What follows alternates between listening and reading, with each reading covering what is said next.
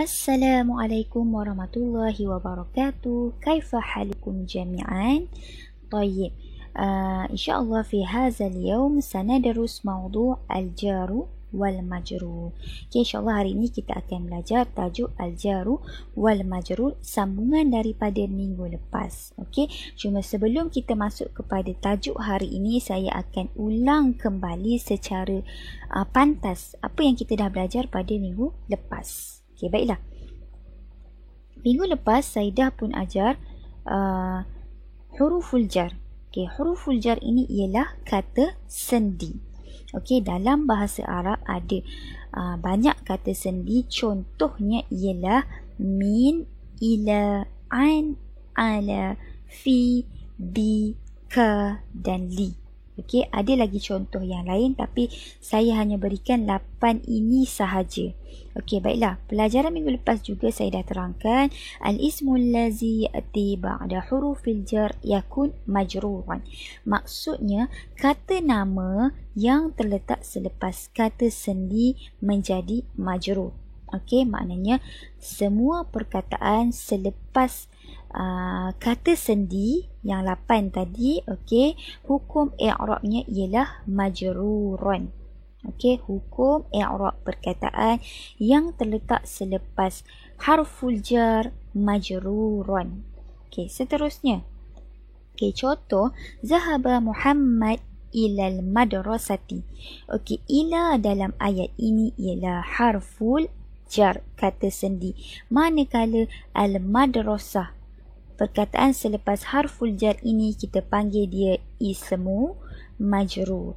Okay, ayat yang kedua pula, darasa Muhammadun fil fasli. Okey, fi dalam ayat ini ialah harful jar, kata sendi. Manakala isim yang terletak selepas harful jar ini kita panggil isim majrur. Dan perkataan selepas harful jar ini al-fasli dan al-madrasah, okey, hukum i'rabnya ialah majrur. Okey, kata nama selepas kata sendi, huruf terakhirnya mestilah berbaris bawah. Okey, contohnya al-madrasah, huruf terakhirnya berbaris bawah, kasrah. Kerana apa? Kerana al-madrasah ini terletak selepas harful jar.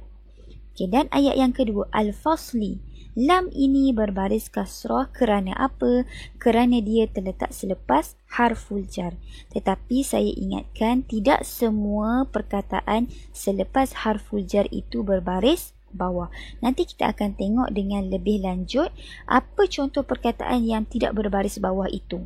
Okey. Seterusnya, okey, ini yang saya nak ajar kamu pada hari ini, okey, iaitu alamatul jar. Okey, tadi kita dah tahu isim yang terletak selepas harful jar hukum i'rabnya ialah majrur. Tetapi sekarang ni kita nak kena tahu apa tandanya, apa tanda majrur tersebut. Okey, dan tanda majrur itu kita panggil sebagai alamatul jar. Baiklah. Alamatul jar terbahagi kepada dua, iaitu al-kasrah, iaitu baris bawah, dan juga al-ya, iaitu huruf ya. Okey, alamatul jar dua, pertama kasrah dan yang kedua ya. Okey, senang je. Okey, seterusnya saya bagi contoh. Okey, alamatul jar kasrah. Okey, terbahagi kepada dua, mufrad dan juga jamak muannas salim. Maksudnya kat sini, okey, perkataan yang alamat jarnya ialah kasrah hanyalah mufrad dan jamak muannas salim. Okey, contoh ayat ini, marartu bil muslimi. Okey, bi ini ialah harful jar.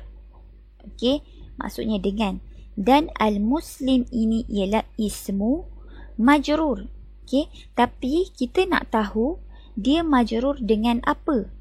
Okey, so al-muslim ini ialah mufrad. Mufrad ini maksudnya singular dalam bahasa Inggeris. Okey, ataupun dalam bahasa Melayu ni kita sebut sebagai kata tunggal. Okey, disebabkan al-muslim ini, okey, mufrad, jadi alamat jarnya ialah kasrah. Okey, contoh yang kedua, marartu bil muslimati. Okey, bi di sini ialah harful jar. Okey, selepas bi, al muslimati ini ialah isim majrur. Majrur dengan apa? Okey, maksudnya isim ini apakah tanda majrurnya tadi? So, macam mana kita nak tahu tanda majrurnya? Okey, al muslimati ini ialah mufrad, singular, seorang wanita muslimah. Okey, seorang, maknanya dia singular, mufrad. Bila mufrad, okey, tandanya ialah kasrah. Okey, majrur bil kasrah. Okey, ismu majrur bil kasrah lianna mufrad. Okey, isim ini majrur dengan apa? Dengan kasrah. Kenapa? Kerana dia mufrad. Okey, contoh yang kedua, marartu bil muslimati. Okey, bi ini ialah harful jar dan isim selepasnya kita panggil sebagai isim majrur. Majrur bil apa? Majrur dengan apa? Tandanya ialah al-kasrah. Kenapa? Kerana al-muslimati ini ialah jamak muannas salim. Okey, kata ganda perempuan. Okey, al-muslimati maksudnya wanita-wanita muslimah, ramai. Okey, ramai. Okey, maksudnya kata ganda bagi wanita kita panggil sebagai jamak muannas salim, dan disebabkan al-muslimati ini jamak muannas salim, alamat i'rabnya ialah al-kasrah. Al-muslimati ismu majrur bil kasrah. Okey, seterusnya alamatul jar yang kedua ialah al-ya. Okey, dan alamat al-ya ini hanya untuk musanna dan juga jamak muzakkar salim. Okey, musanna ini maksudnya untuk dua, bilangannya dua. Okey, sebab tu musanna. Dan apa tanda musanna ialah, okey, sebelum ni kita dah belajar, tanda musanna ialah alif, okey, alif, nun ataupun ya nun. Okey, itu tanda musanna. Musanna ni maksudnya bilangannya ada dua. Okey, so ayat yang pertama, amarartu bil muslimaini. Okey, bi ini harful jar dan al-muslimai ini maksudnya dua orang lelaki muslim.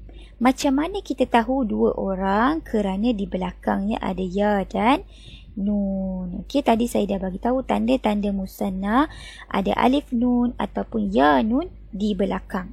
Okey, so ada ya nun dekat sini, jadi kita tahu perkataan ini bilangannya dua. Dua orang lelaki muslim. Okey, jadi sebab perkataan ini dua orang, okey, jadi alamatul jarnya ialah al-ya. Okey, i'rabnya ialah ismu majrur. Okey, majrur dengan apa? Majrur dengan ba. Okey, dan alamatul jarnya ialah al-ya. Okey, ini al-ya. Saya dah letak warna purple. Okey, seterusnya marartu bil muslimataini.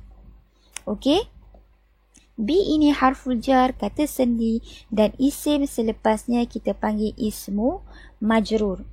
Majrur dengan apa? Apa tanda majrurnya?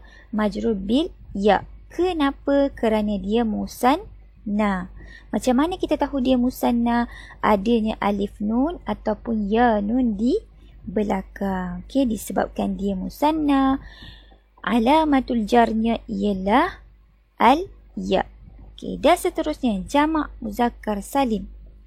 Okey, marartu bil muslimina.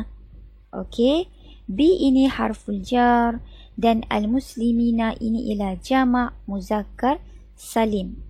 Okey, maksudnya lelaki-lelaki muslim, ramai. Okey, jamak ini untuk lebih daripada dua. Okey, maksudnya bilangannya 3 dan ke atas. Okey, so Al-muslimina ini ialah ismu majrur. Apa dia alamatnya? Apa dia tandanya? Tandanya ialah al-ya. Kenapa? Kerana dia jamak muzakkar salim. Bilangannya melebihi 2. Okey. Lelaki-lelaki muslim. Okey. So, jadi alamatnya adalah al-ya. Okey.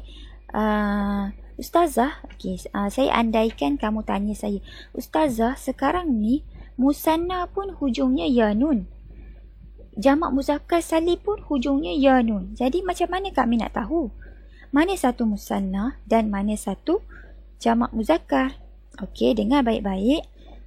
Sekiranya perkataan tersebut musanna, sebelum ya dan nun berbaris fathah.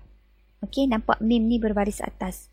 Okey, sebelum ya dan nun huruf tersebut berbaris fathah. Kita ini berbaris atas. Tetapi sekiranya perkataan itu jamak muzakkar salim, okey, huruf sebelum ya dan nun berbaris kasrah. Okey, maknanya untuk kamu bezakan yang mana satu jamak muzakkar salim dan yang mana satu musanna ialah lihat huruf sebelum ya dan nun. Kalau berbaris atas maknanya dia musanna. Kalau dia berbaris bawah, maknanya dia jamak muzakkar salim. Okey, so sebelum saya akhiri pelajaran kita pada hari ini, ingat alamatul jar ada 2. Okey, kasrah dan ya. Okey, kasrah hanya untuk mufrad dan jamak muannas salim, manakala ya hanya untuk musanna dan muzakkar. Okey, ila liqa, ma'as salamah.